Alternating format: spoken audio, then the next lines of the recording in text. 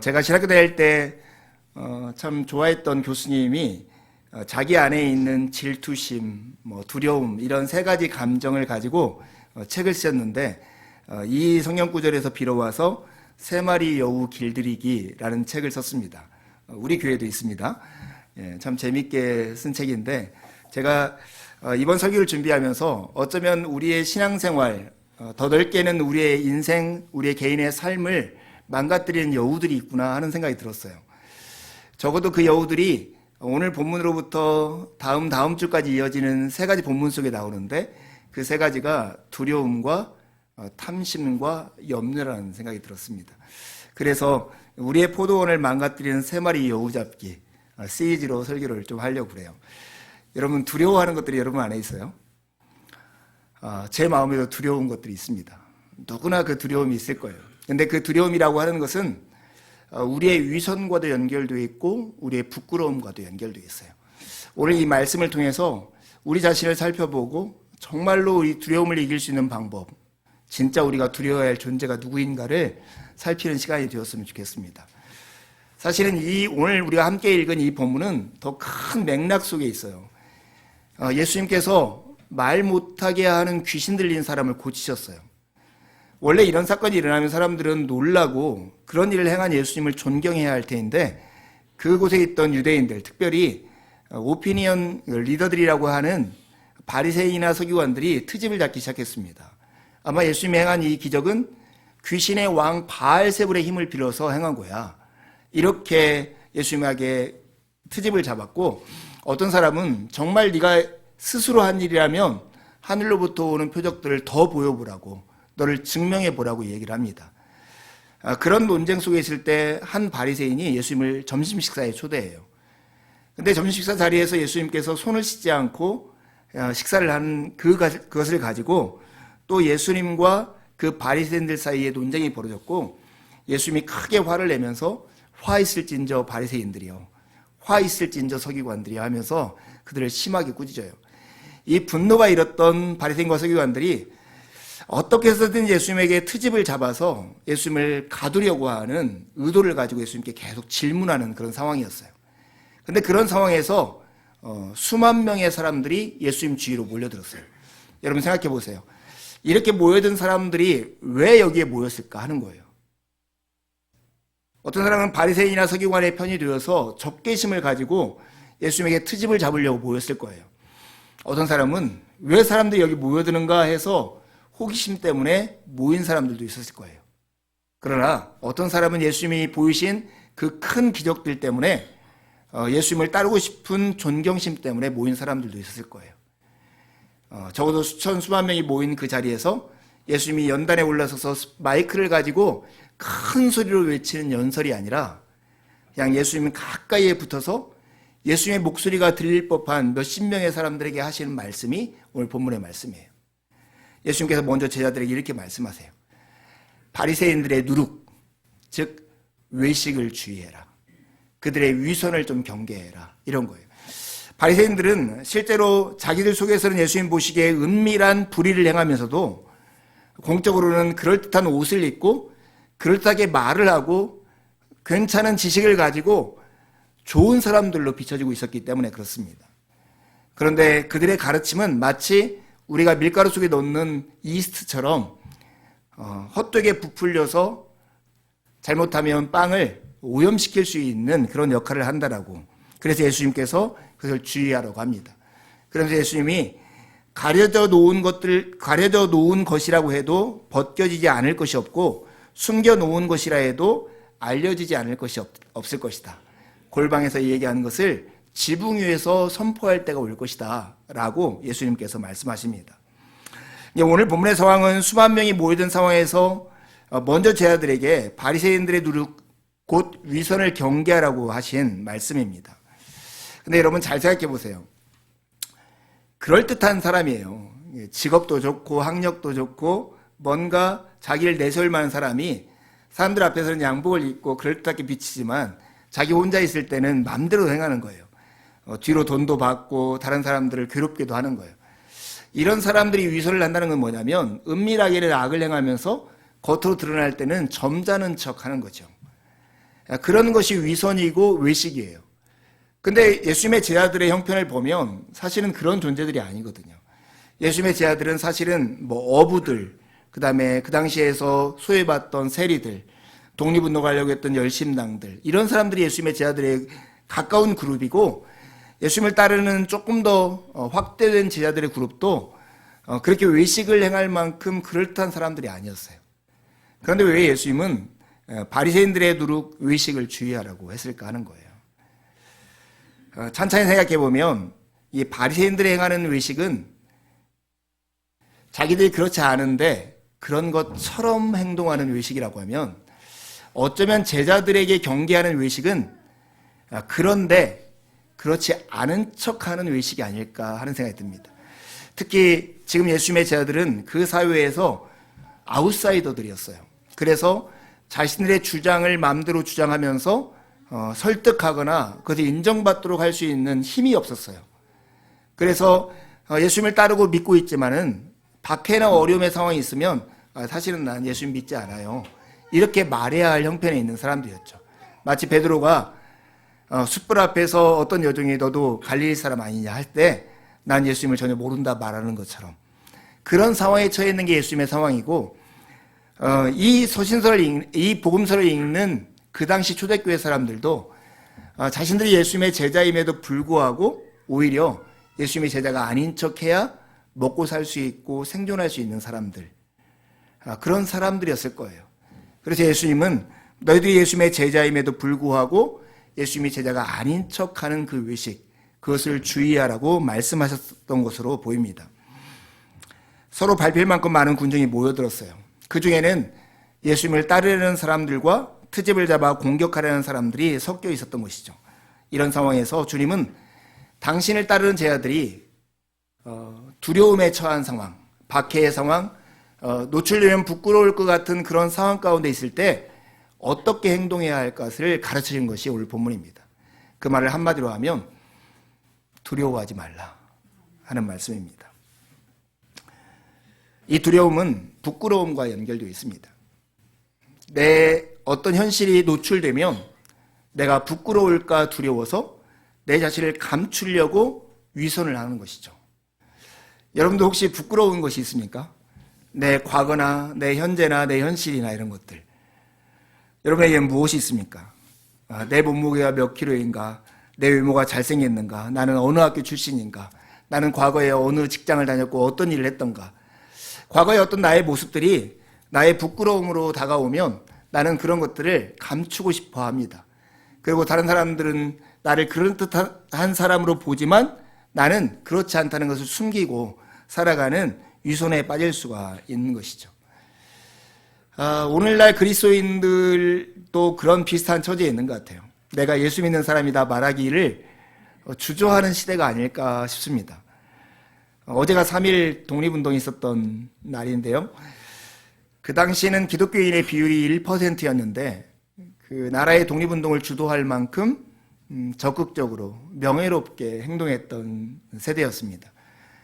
그러나 지금은 기독교인의 비율이 17%, 18% 된다라고 하는데, 우리 기독교인들이 보여주는 특히 언론에 노출되어 있는 행태를 보면 되게 참 탐욕적이고 때로는 폭력적인 모습으로 그려져서 내가 교회 다닙니다 이렇게 말하기가 좀 주저되는 그런 시대가 아닌가 하는 생각도 듭니다.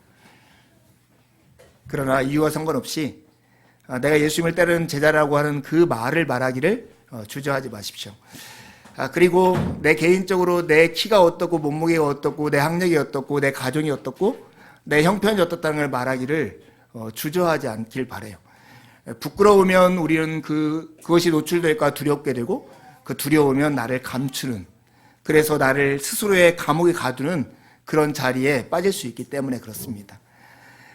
제가 이번 주에 그 대도시의 사랑법이라고 하는 영화를 봤는데, 영화 내용은 별로 제가 좋아하는 내용이 아닌데 거기에 나오는 한 가지 대사, 그 대사가 오랫동안 기억에 남았어요.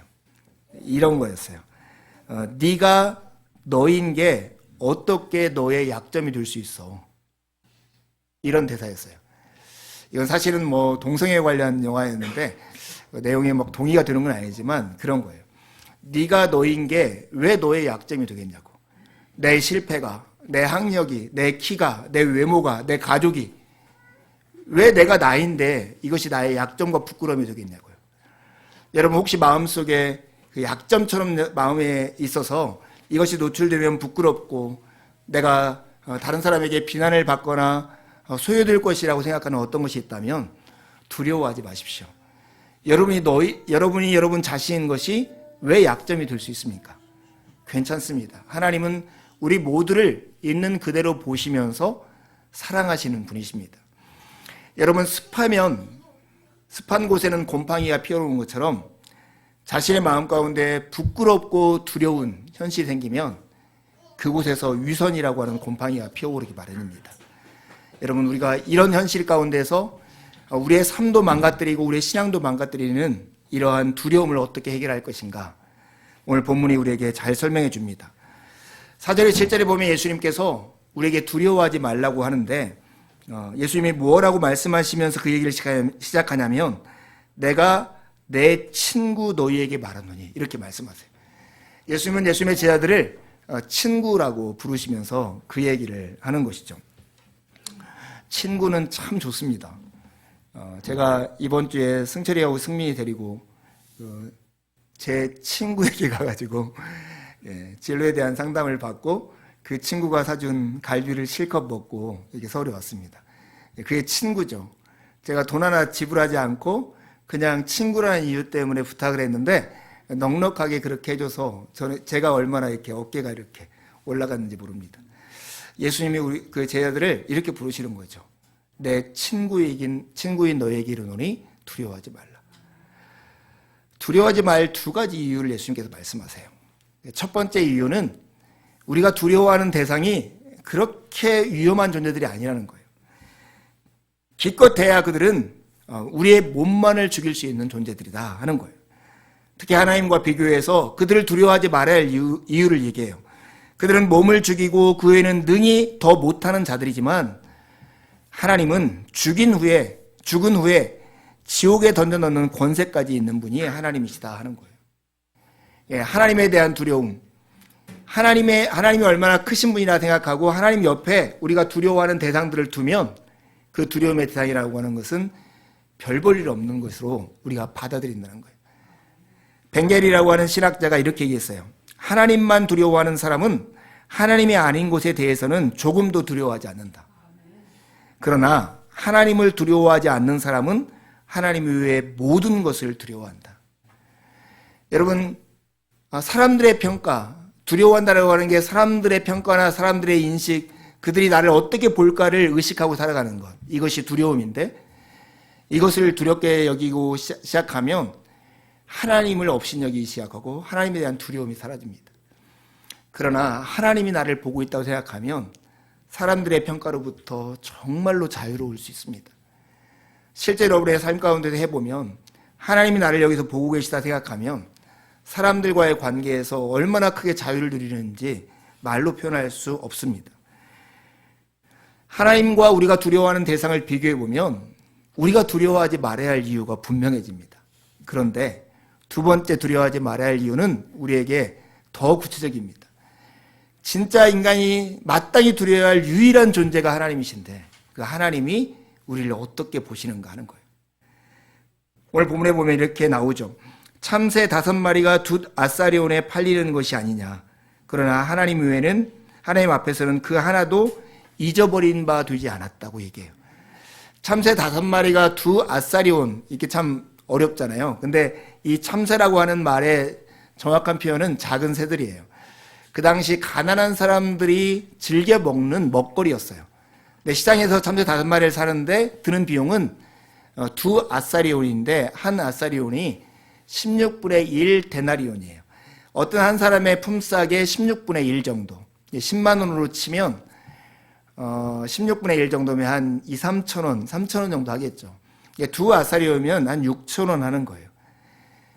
5마리의 참새를 6천 원에 산다는 것은 우리가 보통 붕어빵 사는 것보다 조금 더 들어가는 것, 이 정도로의 돈을 지불하고 참새를 사는 겁니다. 그런데 하나님이 그 참새들을 다 기억하신다는 거예요. 그러면서 이것을 말하는 이유는 뭐냐면 이 5마리 참새가 아니라 모든 참새들보다 너희들이 더 귀하지 않냐. 하나님이 하물며 너희를 잊겠느냐. 이렇게 되묻기 위한 것입니다. 참새마저도 잊지 아니하시는 하나님께서는 우리를 많은 참새보다 더 귀하게 보시며 머리카락까지도 다 세실 만큼 우리를 잘 아신다는 거예요. 예. 우리가 두려워하지 말아야 할 이유, 우리가 두려워하는 그것들과 하나님과 비교해 보면 그것이 얼마나 하찮은 거, 우리가 중요하지 않은 거, 별 볼 일 없는 것을 확인할 수 있다는 거예요. 내가 하나님이 나를 보고 계시다 하는 것을 깨닫고 인식하고 의식하고 살면 우리가 두려워하는 것으로부터 우리가 자유를 얻을 수 있다는 겁니다. 그런데 우리가 유일하게 두려워할 그 하나님이 어떤 분이신가? 우리를 너무나 잘 아시고 우리를 사랑하시고 우리의 편이 되어주신 분이라는 거예요. 여러분, 주보에 시편 118편 6절 7절에 있는 말씀이 있습니다. 같이 한번 읽어보겠습니다. 시작. 여호와는 내 편이시라 내가 두려워하지 아니하리니 사람이 내게 어찌할까? 여호와께서 내 편이 되사 나를 돕는 자들 중에 계시니 그러므로 나를 미워하는 자들에게 보응하실 것을 내가 보리로다. 예전에 선교단체에서 훈련을 받을 때 말씀 카드를 이렇게 뽑는 시간이 있었는데 저는 그때 말씀 카드를 뽑으면서 이 말씀을 처음 알게 되었어요. 여호와는 내 편이시라 내가 두려워하지 아니하리니 사람이 내게 어찌할까. 그 당시에는 제가 직장 생활을 시작한 지 한 2, 3년 됐을 때였고 내가 여기 잘 자리를 잡을 수 있을까? 선배들이나 일터에서의 관계를 잘 정립할 수 있을까?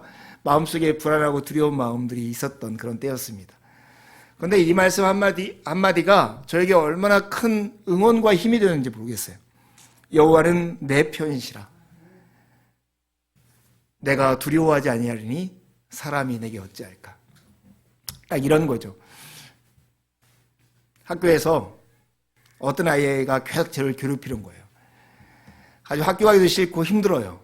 그런데 어느 날 길거리에 아빠의 손을 잡고 딱 길거리 가는데 그 아이가 저기서 걸어오고 있는 거예요. 그러면 제 마음 가운데 두려움이 있을까요, 없을까요? 있을까요, 없을까요? 그래도 두려움이 있죠, 좀. 두려움이 있는데 그때 나는 내 아빠의 손을 꽉 잡으면서 그 두려움을 이겨내겠죠. 정말 우리의 삶의 현실에서 늘 우리 상황에서는 우리가 불안하고 두렵고 감추고 싶은 현실들이 있기 마련이에요. 그러나 그럴 때마다 아빠와 함께 걷는 걸음에서 아빠의 손을 꽉 잡는 것처럼 하나님의 손을 꽉 잡을 때 우리는 두려움을 이길 수 있는 것입니다. 하나님이 우리를 잘 아신다는 것이 때로는 불편하게 느껴질 수 있어요. CCTV로 하나님은 나의 일거수일투족을 다 보고 계신다. 그러면 되게 불편할 거예요. 근데 하나님이 내 편이 되어서 아빠가 자식의 보디가드가 되는 것처럼 나를 지키는 보디가드로서 나와 동행하고 있다면 얼마나 든든할까요? 건강한 두려움은 우리를 지켜줍니다. 예수님은 제 아들을 내 친구라 부르시며 하나님만을 두려워하라고 말씀합니다. 나아가 주님이 우리의 편이시니 두려워하지 말라고도 우리에게 말씀합니다. 사랑하는 여러분, 하나님이 우리의 편이라면 우리가 두려워할 것이 무엇이 있을까요? 하나님은 우리를 있는 모습 그대로 받아주시는 분이십니다. 그 증거가 로마서 5장에 나옵니다. 하나님이 우리를 사랑하사 예수 그리스도를 이 땅에 보내시고 십자가에 죽기까지 우리를 사랑하셨는데 그 사랑의 시점이 3가지로 나옵니다. 우리가 아직 죄인이었을 때, 우리가 아직 연약했을 때, 우리가 심지어 하나님과 원수 관계였을 때 하나님은 우리를 그렇게 사랑하셨습니다. 이 말은 지금 우리가 감추고 싶은 현실이나 우리가 두려워하는 현실이 하나님이 우리를 사랑하시는데 결코 장애가 될 수 없다라고 하는 분명한 증거 아니겠습니까? 우리의 있는 모습 그대로 가도 우리를 잘 아시며 우리의 편이 되어주시는 그 주님이 우리를 기꺼이 받아준다는 그 믿음이 오늘 두려움을 이길 수 있는 큰 힘이 되는 것입니다. 사람을 두려워하는 그 현실, 그 현실이라고 하는 것은 제자들에게는 막연한 머릿속에 있는 관념이 아니고 구체적인 상황 가운데 있었습니다. 어떤 사람들이 자기들을 끌어가서 종교재파인 유대인의 회당이나 아니면 일반 재판인 권력자들의 앞에 가서 재판을 받는 현장에서 너 예수를 믿는다고 하면 너는 여기서 벌을 받고 예수를 부인하면 내가 너에게 벌을 면제해 줄게. 이런 상황 가운데서 지금 두려움을 예수님은 얘기하고 있습니다. 그래서 예수님은 8절 이하에 이렇게 말씀해요. 누구든지 사람 앞에서 나를 시인하면 예수님도 하나님의 사람들 앞에서 그를 시인할 것이고 사람들 앞에서 나를 부인하면 인자도 하나님의 사람들 앞에서 그를 부인할 것이라고 말씀을 하는 거예요. 마치 이 땅에 벌어지는 일마다 하늘에 짝이 있는 것처럼 너희들이 이 땅에서 행하는 그것을 하늘에서도 그렇게 행할 것이다. 예수님이 말씀하고 있는 것입니다. 이것이 여러분에게 위로가 됩니까? 아니면 여러분에게 두려움을 줍니까? 내가 여기 잘못하면 하늘에서 벌을 받을 건데 이런 두려움을 줍니까? 아니면 내가 여기서 정말 예수님을 신하는 것만으로도 하늘에서 예수님이 나를 인정해 준다는데 이게 얼마나 복된 일인가 하면서 힘이 됩니까? 저는 정말로 후자였습니다. 이 세상에서 우리가 살아가는 삶의 현실 속에서 예수 그리스도를 믿고 따르는 그 현실이 하늘의 영원한 삶과 연결되어 있다고 하는 것이 얼마나 크고 위대한지 모르겠습니다. 우리 몸den교회는 참 복된 교회라는 생각이 들어요. 그 이유가 뭐냐면 인간의 일생을 다 볼 수가 있는 것 같아요.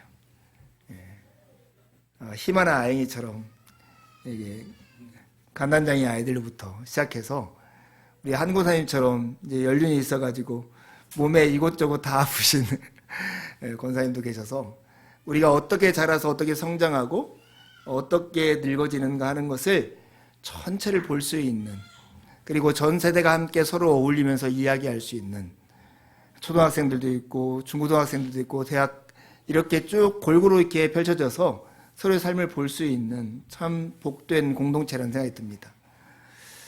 여러분, 우리의 삶이라고 하는 것이 영원히 진보할 것 같지만 사실 우리의 인생이라고 하는 것은 다시 흙으로 돌아갈 때가 있고 그러한 때를 기억하고 살아가는 사람들이 지혜로운 사람입니다. 그래서 우리에게는 참 소망이 중요해요. 여러분, 소망이라고 하는 것은 내 삶이 궁극적으로 어디로 흘러가는가 하는 것에 대한 답이죠. 그 소망을 향해서 우리는 삶을 진척하고 내 시간과 돈을 쓰면서 에너지를 쓰면서 살아가요. 그것만 얻으면 내가 행복할 거라고 이해하며 살아가요. 여러분의 소망이 어디 있습니까? 우리가 우리의 소망이 어디에 두느냐에 따라서 우리의 현실을 이해하는 것은 쉬워요. 승철 스님처럼 대학을 가는 것이 1차적인 소망인 친구들에게 지금 공부를 하기 위해서 자기가 게임을 못하고 어떤 고생을 하고 희생을 감수하는 것들, 그걸 불행이라고 여기지 않아요. 힘들지만 그 소망을 향해서 나아가는 과정이라고 생각하는 거죠. 어떤 사람이 정말로 멋진 몸을 만들기 위해서 헬스클럽에 가서 트레이닝을 해요. 트레이닝을 하다 보면 정말로 육체적으로 힘들고 어렵고 귀찮아요. 그렇지만 그 과정을 자기가 불행이라고 여기지 않아요. 자기가 기꺼이 돈을 지불하면서 그 일을 해요. 왜냐하면 그 과정을 통과해서 자기는 멋진 몸을 만드는 소망에 이르기 때문에 그래요. 참된 소망을 가진 사람들은 그 과정을 불행이라고 생각하지 않고 힘든 고난을 그 과정의 행복에 이르는 하나의 일부라고 여기는 거예요. 초대교회에 정말로 많은 전염병이 창궐했던 때가 있었어요. 그때 로마에서 많은 사람들은 피신해 가서 도망가고 있을 때 로마 안에 있던 그리스도인들은 적극적으로 전염병에 걸려서 죽어가는 사람들을 돌보면서 함께 죽어갔습니다. 어떤 기독교 역사학자 카일 하퍼 같은 사람은 그 덕분에 초대 교회의 교회가 굉장히 부흥하게 되었다는 거예요. 정말로 이렇게 죽어가고 있는 현실 가운데 곁을 지키면서 도와준 그리스도의 사랑이 그 일을 통해서 전파되었기 때문에 카일 하퍼가 이렇게 얘기합니다. 현세는 본래 덧없는 것이며 더 큰 이야기의 일부에 불과했다. 초대교회 그리스도인들에게 그랬다는 것입니다. 그리스도인들에게 중요한 것은 삶의 방향을 더 큰 이야기 쪽으로 맞추는 것이었다. 그들은 이 세상에 살며 고통을 경험하고 남을 사랑했다. 현세의 이야기를 그저 자신들이 살고 있는 이야기, 소망을 향해서 가는 그 일부로 보았다는 것입니다. 여러분의 소망은 무엇입니까? 정말로 주님 앞에 가는 것이 소망인 사람, 주님과 더불어 살아가는 것이 소망인 사람은 이 세상에서의 박해와 고난 앞에 굴하지 않고 주님을 시인하며 믿음을 지키며 살아갈 수 있는 사람들입니다. 이런 상황 가운데 예수님께서 염려하지 말라, 두려워하지 말라 이렇게 말씀하면 그 마음 가운데 염려나 두려움이 딱 사라질까요? 여러분, 누군가 두려워하는 친구에게 두려워하지 말라 이렇게 말을 하면 정말 그 사람은 두려워하지 말아야겠다 하면 두려움이 없어집니까? 정말로 제 경험을 통해서 봐도 그러는데 감정은 내 마음대로 의지대로 조정이 안 돼요. 두렵고 화가 나면 어느 정도 일정 시간이 되어서 누그러질 때까지는 내가 어찌할 수 없더라고요. 예수님께서 두려워하지 말라, 염려하지 말라 하는 말씀도 마찬가지예요. 그것을 너희 의지로 억누르라는 게 아니에요. 그냥 너희들의 감정을 토해내어서 너희 자신이 어떤가를 살펴보라는 거예요. 성찰의 거리라고 하는 말이 있습니다.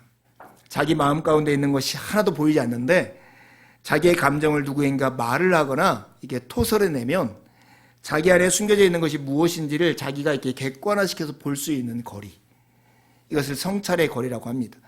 누군가가 내 이야기와 내 감정을 잘 들어주면 그렇게 중요한 이유가 거기 있습니다. 들어주면 내가 이런 생각을 가지고 있었던 걸 볼 수 있는 거예요. 아까 수학자가 얘기했던 용기처럼 내 두려움을 이렇게 솔직하게 내놓으면 그걸 통해서 내 자신을 보고 이것이 정말 하나님 앞에서 진리에 비춰줄 때 과연 사실인가를 우리가 분별할 수 있는 것입니다. 제가 애들 데리고 일본 갔을 때 유니버설 스튜디오에 가장 무서운 놀이기구를 탔습니다. 그 앞에 갔는데 우리 승철이하고 주한이는 바로 등을 돌리고 죽어도 못 타요 하고 떠나는 바람에 승민이 혼자 보내기 어려워서 제가 갔는데 저는 정말로 놀이기구 못 타거든요. 이게 뭐죠? 이렇게 왔다 갔다 하는 거? 바이킹 옛날에 한번 타고 제 심장이 떨어져 나가는 줄 알고 그렇게 두려웠던 사람인데 안 탈 수가 없더라고요. 승민이 혼자 보낼 수 없고 이 낯선 곳에서. 그래서 승민이하고 줄을 서서 한 30분 기다리는데 기다림이 없었으면 나았을 텐데 기다리는 동안 불안이 더 커지는 거예요. 그래서 승민이한테 몇 차례 목사님 죽으면 잘 부축해서 나가라 얘기를 몇 차례 하고 놀이기구 딱 타서도 그 얘기를 몇 차례 했던 것 같아요. 근데 제가 이것을 이렇게 토해냈더니 이런 마음이 사라지더라고요. 마치 내가 아닌 척 목사님 괜찮아 이런 거 못하냐 이렇게 말을 했으면 내 마음 안에 이 두려움이나 불안이 폭발했을지 몰라요. 근데 제가 가지고 있는 저의 연약함, 제가 못하는 것들을 솔직히 해놨더니 오히려 내 마음이 자유롭게 되더라고요. 그리고 딱 놀이기구를 탔더니 사실 불과 몇 분은 안 되거든요. 막 거꾸로 떨어지면서 막 트위스트를 하는데 죽을 것 같은 그런 순간에 아랫배에다가 힘을 꽉 줬습니다. 그랬더니 견디게 되더라고요. 두려움을 이기는 것이 이런 것이 아닐까 하는 그런 생각이 들었어요. 여러분, 정말 그런 것 같아요. 우리가 그리스도인으로 살면서 우리의 그냥 삶을 살 때도 두려움과 불안이 우리 마음 가운데 일어나는 것을 우리가 통제할 수는 없어요. 그러나 숨기지 말아요.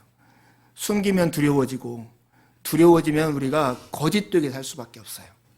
그냥 우리가 그런 모습이 부끄러울 이유가 없어요. 그냥 드러내놓고 그냥 내 감정을 성찰의 거리 가운데서 보는 거예요. 그러면 넉넉하게 이길 수 있는 힘을 주시는 거예요. 오늘 이렇게 말씀해요. 회당이나 권세자들 앞에 끌려갔을 때 제자들은 어떻게 대답해야 할지 염려할 필요가 없다라고 말씀해요. 성령께서 가르치실 거라고, 성령께서 도우실 거라고 말씀하고 있습니다. 진짜 위험한 사람이 뭐냐면 나는 다 알아, 나는 다 할 수 있어, 내 마음대로 할 수 있어, 이런 사람이 가장 위험해요. 우리는 그렇지 않아요. 우리는 연약하고 실패할 수 있고 누군가의 도움이 필요한 사람들입니다. 그런데 하나님께서 두려움의 현장 가운데 우리를 누구보다 잘 아시는 그분이 우리의 편이 되어주셔서 우리를 돕는 자 중에 계시대요. 우리의 현실은 영혼에 잇대어 있습니다. 이 땅에서 벌어지는 일마다 하늘에 짝이 있기 마련입니다. 그렇다고 두려워하거나 염려하지 마십시오. 성령님께서 우리와 항상 함께 계시면서 코치처럼 우리를 가르치시고 변호사처럼 우리의 편이 되어 주시기 때문입니다. 주보에 있는 이사야 41장 10절 말씀 우리가 같이 한번 가급적 큰 목소리로 한번 읽어보겠습니다. 시작. 두려워하지 말라. 내가 너와 함께함이라. 놀라지 말라. 나는 내 하나님이 됨이라. 내가 너를 굳세게 하리라. 참으로 너를 도와주리라. 참으로 나의 의로운 손으로 너를 붙들리라. 사랑하는 성도 여러분, 포도원을 망가뜨리는, 여러분의 귀한 신앙과 삶을 망가뜨리는 첫 번째 여우는 두려움입니다. 부끄러워서 감추고 싶은, 부끄러운 것이 드러날까봐 생기는 두려움, 그 두려움 때문에 나오는 의식, 이 여우를 어떻게 잡을 수 있을까요? 그것은 우리를 너무나 잘 아시고 우리의 편이 되시는 하나님을 신뢰함으로써 그 일이 가능합니다. 어떻게 우리가 그 하나님을 신뢰할 수 있을까요? 그것은 이 땅에 오셔서 사셨던 예수 그리스도의 삶을 깊이 묵상하고 우리의 마음으로 주목함으로써 그 일을 행할 수 있습니다. 오늘 말씀을 마치면서 예수님께서 제자들을 부를 때 했던 그 말을 여러분 마음 가운데 깊이 기억했으면 좋겠어요. 내가 내 친구인 너희에게 이르노니. 저는 이번 주에 목요일 아침이었던 것 같아요. 7시 좀 넘었을 때 모르는 전화에서 보이스톡이 저희 걸려왔습니다. 여러분 같으면 받겠습니까? 받지 않겠습니까? 한참 고민하다가 딱 받았는데 그 첫 마디가 이런 거였어요. 형, 나 봉헌인데 휴대폰을 물에 빠뜨렸어. 예, 그런 보이스톡을 받으면 여러분은 어떻게 생각할 것 같습니까? 예, 당연히 보이스피싱이구나. 네, 끊으려고 했더니 형, 나 진짜 나야. 근데 같이 공부했던 친구 목사님이 베트남에 가족여행을 갔는데 진짜 휴대폰을 망가뜨려가지고, 근데 이제 인천공항에 차를 두고 갔는데 그 휴대폰으로 스마트 키가 돼가지고 문을 여는 거예요.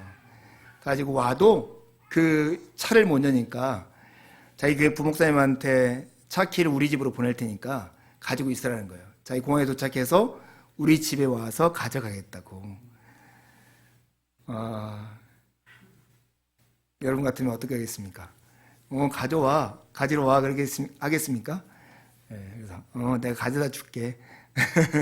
이렇게 하고 진짜 차 키가 왔고 가지러 가려고 했는데 그 휴대폰이 마르면서 이렇게 스마트 키로 이렇게 차가 열리기는 하더라고요. 그래서 다행히 저는 인천공항에 가지는 않고 이 키를 다시 택배로 그 교회로 이렇게 보내줬습니다. 근데 제가 이런 생각을 했어요. 그런 위급한 상황에 있을 때 나는 누구한테 전화할까? 내가 친구라고 말해서 그렇게 도움을 줄 수 있는 사람이 누구일까? 이런 생각을 했습니다. 여러분 누구 있습니까? 여러 사람을 떠올려 봤는데 그런 사람이 있다는 것은 참 행복하고 좋은 일일 것 같아요. 그런데 그 어떤 친구보다도 복되게 우리를 바라보시며 우리를 친구라고 부르시는 분이 계세요. 그게 바로 예수님입니다. 예수님 우리의 친구가 되어서 넉넉하게 그 사랑과 호의를 베풀어 주신 분임을 여러분 기억하시면서 한 주를 살았으면 좋겠어요. 그 덕분에 두려움을 이기고 부끄러움 때문에 두려워하는 마음으로 위선을 행하는 것부터 자유케 되는 그 복을 이 한 주간 동안 충분하게 누리는 그런 은혜가 있길 바랍니다. 함께 기도하시겠습니다.